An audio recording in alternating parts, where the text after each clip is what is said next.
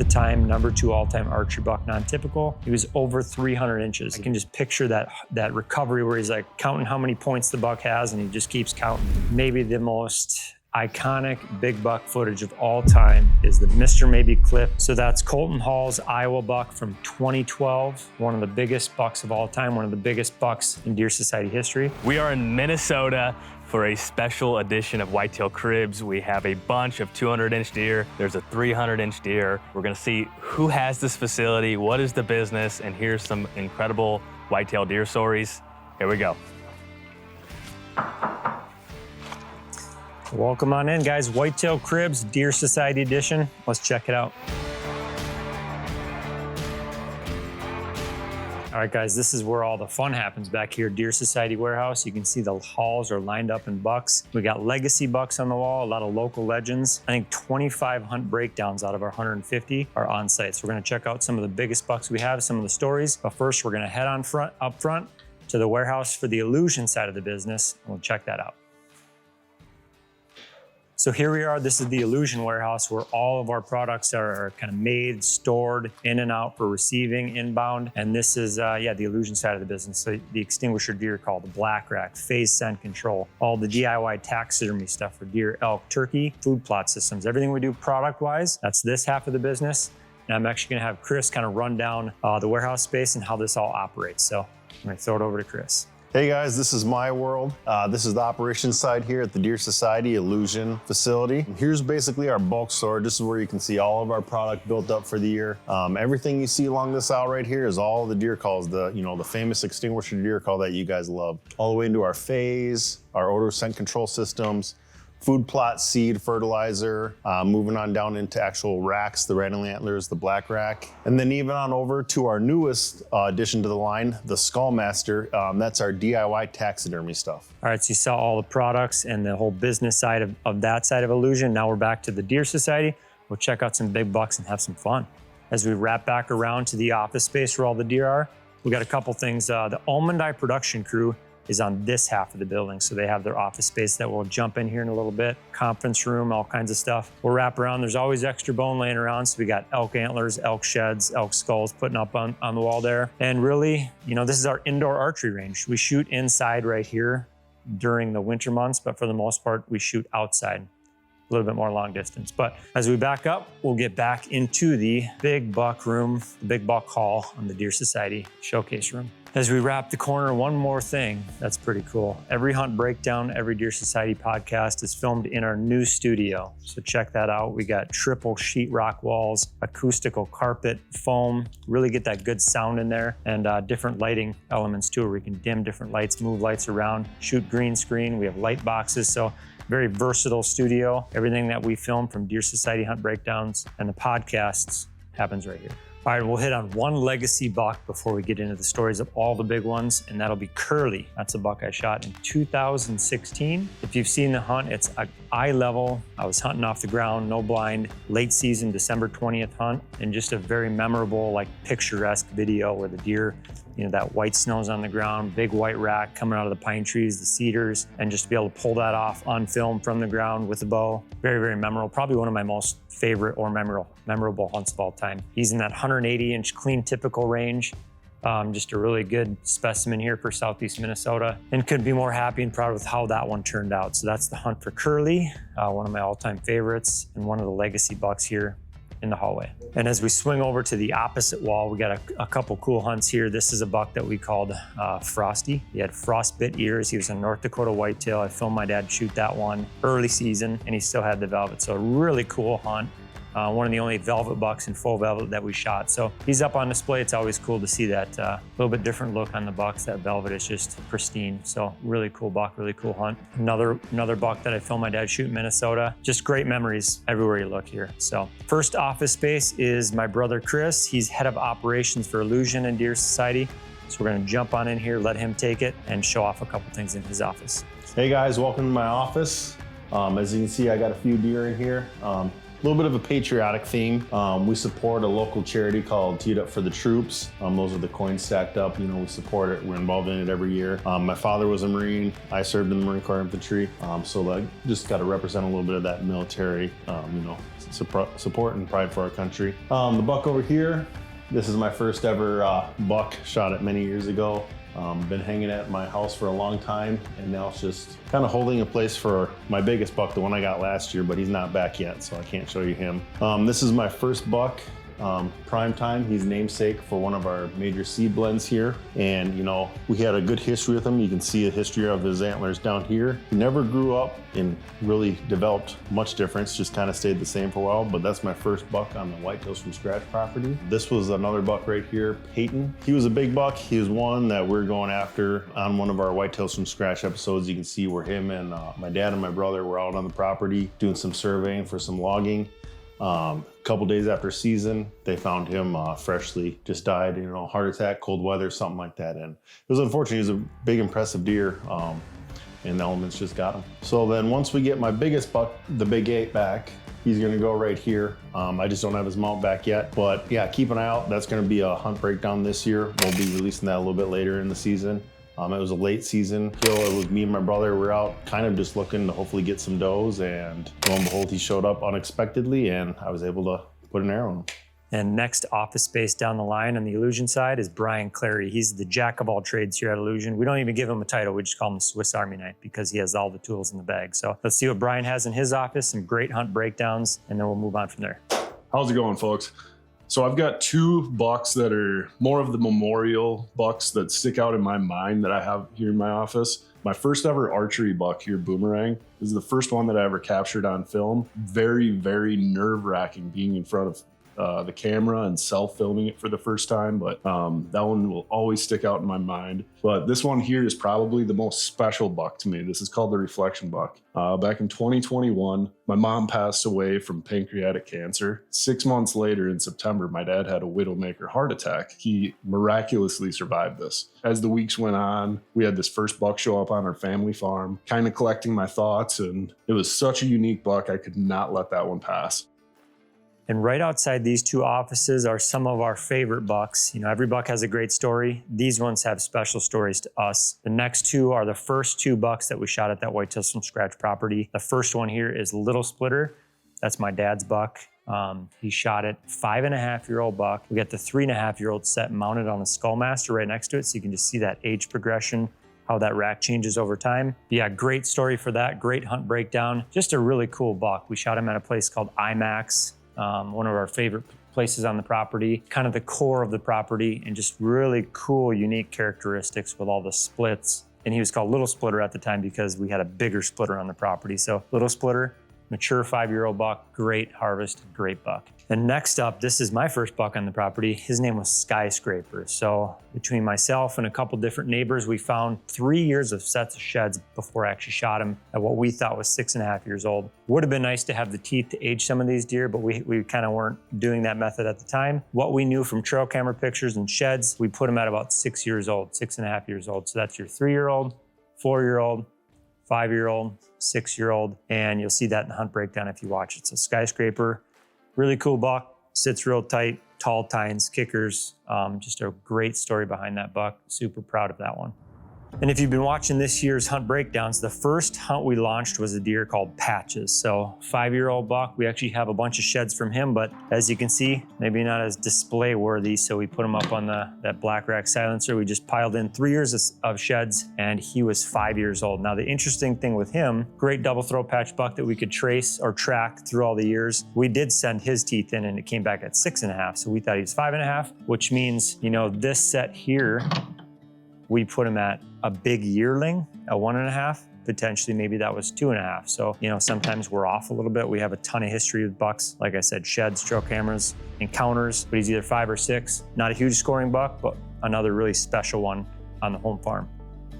And then we shift borders and we start getting into Wisconsin bucks. There's kind of a Minnesota-Wisconsin border battle here, I like to call it, and especially when we head into my office. But here's a buck I shot 2 years ago in Wisconsin called Longhorn. If you watch that hunt breakdown, he kind of came back late season looking for food. We do a lot of habitat work and food plots.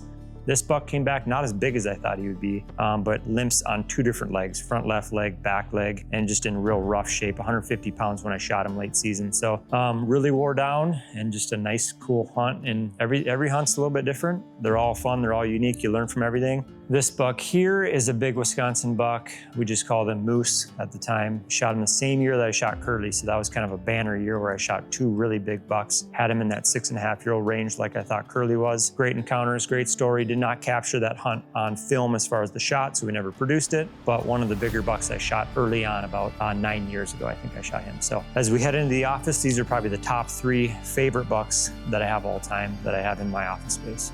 And as you can see on this wall, we have the real Curly. We have the replica out in the hall that we travel with sometimes. This is the real Curly mount. Again, that 180-inch buck that I shot on the ground here in Minnesota late season. And it was just some of the most incredible, really picturesque footage that we have. Really gets you pumped up every time you watch it, and every time you kind of look back and experience that hunt. Curly's a memorable one for sure. So bucks just don't get that big and that clean typically around here in Minnesota, so to be able to capture that, shoot him at what we believe was 6 years old, just a really, really cool encounter. Awesome buck. Shifting over one, that's my first buck ever, a Minnesota archery buck. Every buck I've ever shot is actually archery only. I have not shot a buck with a gun yet, so maybe that's something we need to explore a little bit more, but most things are archery as far as hunting goes here. At the time, I thought he was the biggest buck in the world, so, and he still kind of carries that memory of just a very good experience. I called him a giant 8-pointer. You know, he came walking in, shot him, saw him expire, got to experience that with my dad. He was just down the ridge, so all very, very cool stuff that you get to experience over the years, and that's what hunting's all about. Another fond memory, a lot of people know this one. This is the hunt for Beamer. So this is, I had him at 8.5 years old. I found one shed, had many encounters of him from 4 to 5 to 6, 7, 8. I know a neighbor has a shed off of him. So big, huge, long storyline, a lot of history. Finally closed the deal, and he's just one of the most special deer because he's just so massive. You know, that big swamp buck. Didn't score real high. I mean, he almost cracks 170, which, you know, great score, but at 8 years old, it's all about the mass. It's all about that maturity and that mass, and he's a very special, unique buck. Just a lot of bladed tines and just carries very heavy antlers. So it's kind of cool to see that too. Some deer have light antlers, some deer have lightweight antlers, or some deer have really heavy antlers. He carried the mass, that heavy antler mass in his rack. Like I said earlier, Wisconsin-Minnesota border battle. Right now, Wisconsin's winning. We got 2 Wisconsin bucks in the office and 1 big Minnesota buck. So maybe we can turn the tides here for Minnesota. But this is Andre the Giant. So a little bit of history, not as much as Beamer, but I did find this shed the year before, which is a big, massive, dark shed, and had a little bit of history. Thought he was about 4 or 5 at this range. Thought he was around that 5-year-old, 6-year-old range when I shot him. His teeth came back at 7.5. So again, when you don't have all the history dating back, it's pretty tough, but just a real special buck, real dark racked. Kind of looks like a Saskatchewan whitetail or something. But yeah, Andre the Giant, he's up in Wisconsin is where I shot him.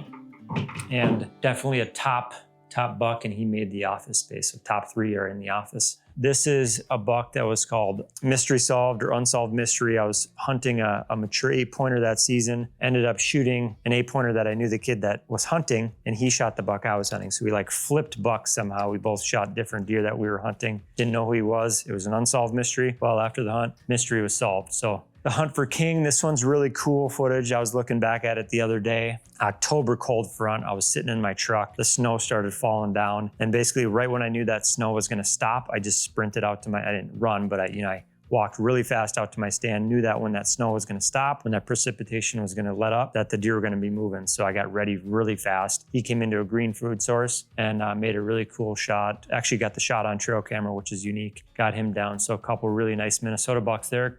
Here's the hunt breakdown for the buck called Perfect Storm. That's another really cool weather hunt. A lot of variables from the barometric pressure to a heavy rain system, a wind shift, shifting bedding areas. A lot of strategy went into this one called the Perfect Storm. Very memorable hunt.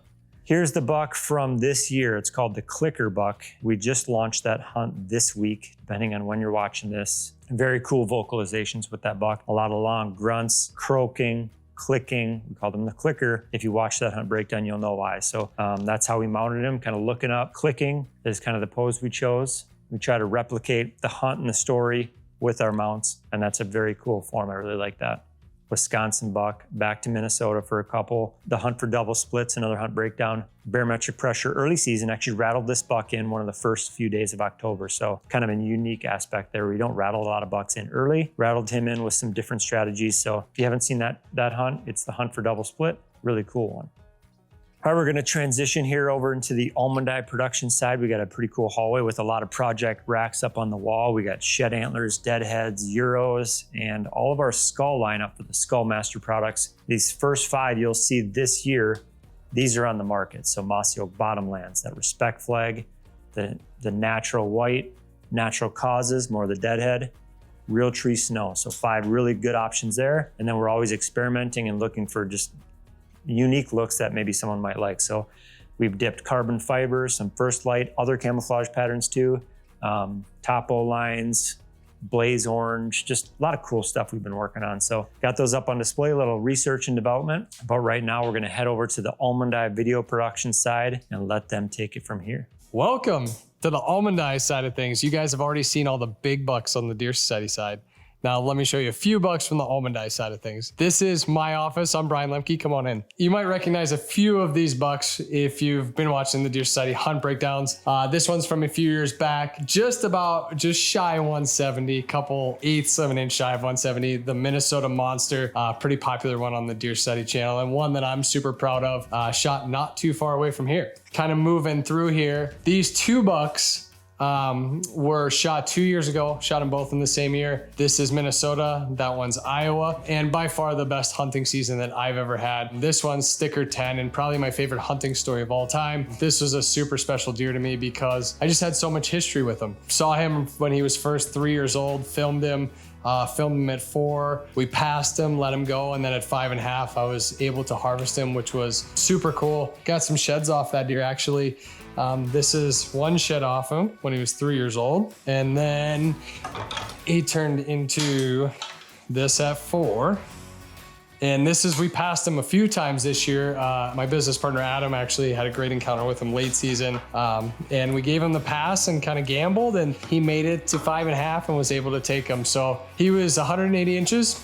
And then later that year, I went down to Iowa during their shotgun season, was muzzle loading and shot this deer. That was a hunt breakdown that was called Booner Boom on the Deer Society channel. And this was a 184 inch deer. So 280 inch deer in the same year. Definitely a special year for me. Still looking to top that year after year. I don't know if that's ever gonna happen again, but been pretty fortunate. Get to film a lot of cool people, go a lot of different cool places, and I've just been fortunate in the deer woods. So this is another buck actually. This was a deer I shot a few years ago in Kansas. Heavy 9 was a sweet buck. Adam was filming me. Cool footage. Deer came in. We got some cool angles of that buck and just an old mature Kansas warrior. So looking to kind of repeat that this year. Got a Kansas tag in my pocket, so we'll see what happens. But let me show you the rest of the team and kind of show you down this almond eye side here. So this next office we'll get to is my business partner, Adam Helwig. Adam is the guy that holds down the fort here around the office all the time.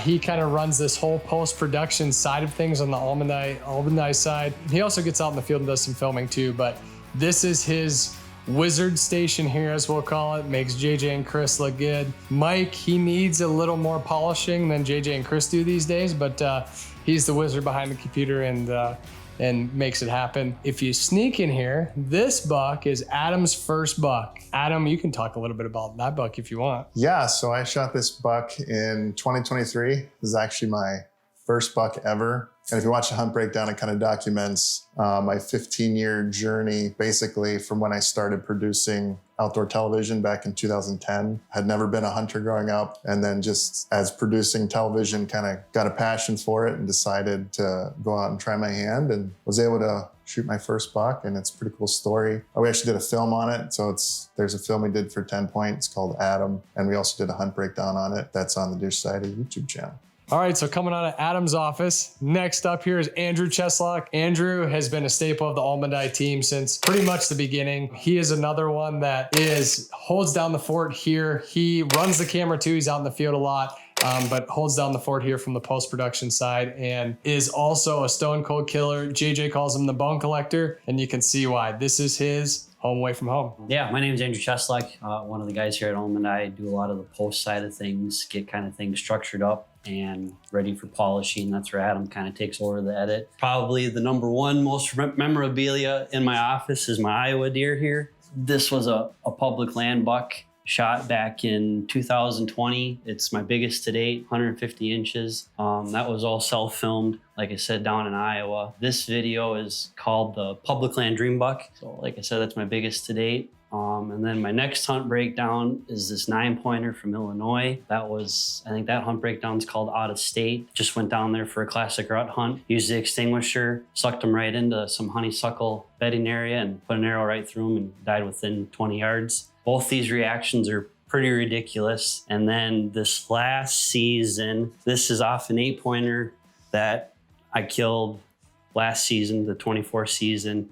This is like his 3-year-old shed here. That's a hunt breakdown I'm actually starting to work on today, actually. So that'll be launched here in the coming weeks of November. That reaction too is also pretty ridiculous. I'm kind of, I don't know, I guess you could almost call it a Stampots with my reactions, just kind of over the top. And then, you know, just some pictures from video I've pulled from deer I've shot or I've filmed over the years. And then, yeah, just a lot of sheds, a lot of bone in this office, and kind of makes me want to come to work every day, having all this memorabilia lying around. Swinging in here is our conference room. So kind of complimentary to the Deer Society side. We have one just next to theirs. And in true fashion, Connor and John are in here doing what they do best, eating. When they are not eating, they're working sometimes or chasing big bucks. But integral part of our team here, great creatives and big time hunters. Connor's got a hunt breakdown that you can check out on the Deer Society channel. It's called River Bottom Whitetails, right? And John, hunt breakdown this year, maybe?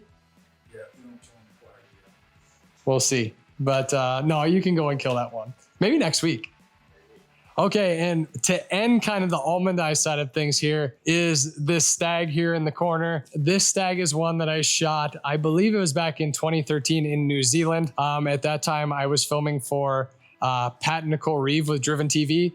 We took a group of people over there, and just an awesome adventure. Adam was with as well. Unbelievable hunt. You know, one of the coolest things I'll never forget is the first, stag that we saw up there kind of on the mountain is watching this thing and hearing it roar. You expect it to sound like an elk, and it sounds nothing like an elk. And just matching that up from what you're seeing to what you're hearing is pretty incredible. So honored to be able to also not only film some stags getting shot over there, but shoot one myself. Not really room in the house, so brought it in here. It sits in the hallway, and that kind of wraps up the almond eye side. I'm going to kick it back to you, JJ. Well, as you can see, we got some killers over on this side of the office space too, not only behind the camera, but they get the job done behind the bow too. So that's the almond eye side. We'll switch back over to the moment you've all been waiting for, some legacy bucks from the Deer Society. All right, first up, this is a really cool deer. We were working with Adam Hayes when he shot his 4th 200-inch whitetail. Pretty crazy. I don't know how many people actually had 4 200s under their belt at the time, so he was one of very few. And shot this one in 2016, 218 inches. Check out the hunt breakdown, but as you can see, so much cool character. A lot of points right around those brow tines, so just a big clean, typical rack, but just scores a lot of points right there by the brows. I don't know, 1, 2, 3, 4, 5, 6, 7, 8, 9, 10. He's got a 10-point frame for brows, so pretty big buck. Working on down the line, this is a buck called Big Bucket. Really cool buck. Andy Orr shot this one in 2009. He was a very integral part of the Deer Society when we first launched and first came to market and started producing huge hunt breakdown, big buck action. Big Bucket. We never produced a hunt breakdown, but we do have a little bit of footage of this buck. Basically, it was over a water hole, more of a closer to a residential area, I believe. So a deer that was very familiar with being around homes and people, very small bedding area, used a water hole source, and Andy capitalized on that. 227 3/8, an Iowa buck. Again, Andy Orr, a ton of hunt breakdowns over the years, and this is his biggest buck to date and an incredible specimen of a whitetail. This one always stands out. And again, these couple bucks here are replicas. We do travel with them. We do some trade shows, consumer shows. This is the Christmas tree buck, or the Dan Kaufman buck. At the time, #2 all-time archery buck, non-typical. He was over 300 inches. If you look at the YouTube channel, it's called the 300-inch buck. You'll see the picture for the thumbnail. There's tines everywhere. He shot this one back in 2015. He actually has one shed off this deer, which is a pretty cool thing. And a couple years of trail camera history. I can just recall some really good velvet pictures inches of one of the biggest bucks ever. So very cool. Got the job done. And a couple cool things about this deer that stick out. I can just picture that recovery where he's like counting how many points the buck has, and he just keeps counting. He's like 1, 2, 3, 25, 26, 27, 30, you know? So just so many points. And again, a 10-point frame, I believe, for brow tines is what most people shoot for in their whole buck. He's got it in brows. So an incredible deer, over 300 inches at the time when he had it in the books, and incredible hunt. So the Christmas tree buck, or the Dan Kaufman buck from Ohio. This one, I would say maybe the most iconic big buck footage of all time is the Mr. Maybe clip when he's walking across that cut cornfield. Colton Hall shot this buck. A couple years of history. Actually, that footage was not the year he shot him. It was the year prior, I believe. And the shed that was in that footage, I think Shane Inderbo has or owns. He brought that in. We did a podcast. We looked at it. Seen pictures of it and stuff. So that shed is owned by someone. It's a pretty cool backstory there, but Mr. Maybe, you cannot beat the brow tines, you cannot beat the frame on this deer. The storyline, shooting it over the Mr. Maybe pond with that trail camera on a T-post out in the water, collecting that intel for Colton, snuck in, you know, October. It was in October 20, it was in the October range, 20 something. So that water during that earlier season is key. One of the biggest bucks of all time, one of the biggest bucks in Deer Society history. So that's Colton Hall's Iowa buck from 2012. I recall that being a year of drought in EHD, but a lot of big bucks came from that season, including Mr. Maybe. It was a record year for Iowa, I believe, as far as big bucks. Sliding down the line, Curly, the replica of Curly. We looked at this one earlier. Clean Minnesota buck, 180-inch, clean typical. Very cool footage. And then we roll into our last buck here, which is the buck called Stego. Rod White shot this buck in Iowa, 2009. I remember I was filming him that season. He shot 2 bucks. One is the 170-inch buck called Best Communication Ever. There's a video on Deer Society YouTube, and that's the buck I filmed him shoot that season. He followed it up with a 184-inch whitetail double throw patch buck. And then late season Stego, he shot this mega giant, 223 inches. I mean, just an incredible late season buck. He was hunting another buck that year I filmed. It was called the Matrix. There was like a 200-inch buck. It was just an incredible season. And he capped it off with his largest buck ever called Stego, 223 inches.